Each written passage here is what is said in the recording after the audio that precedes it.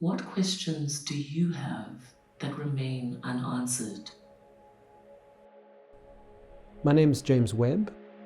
I am a South African artist based in Stockholm.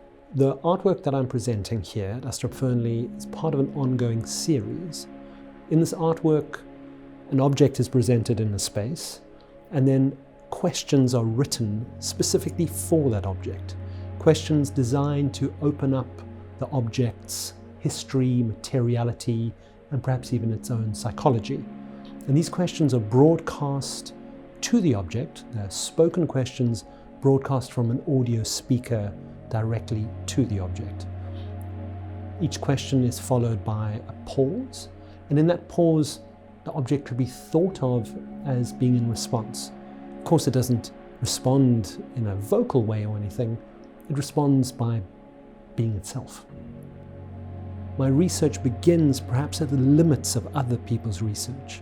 I'm interested in what someone else does not know about an object or a space, because that is the space that I can start to ask questions.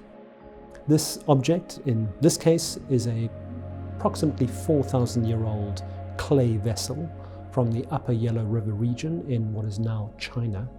The Bronze Age culture that produced this amphora no longer exists, and we don't have any witnesses, perhaps other than the material culture that is there. So in my thinking, this vessel is both an agent and a witness to history.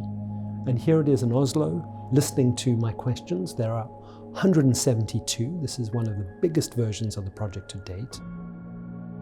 In terms of this artwork, the smallest object I've interviewed is a Roman coin from AD 70. The biggest object is the North Sea, so obviously related to Oslo in a way. And this is the oldest human-made object that I've worked with. Questions are perhaps one of the ways that we have evolved as a species. Questions create doubt. Questions can create revolutions. There's a disruptive potential in an unanswered question. Part of the methodology of this work is not to impose meaning on an object, because this object contains so much. With Walt Whitman in mind, contains multitudes. The clay, the way it was fired, the geography that brought about this object. There's so much there that we don't know. And that's a very exciting place to be. I'm interested in that space of not knowing, and that space of being able to think with objects. What space do you keep for the unknown?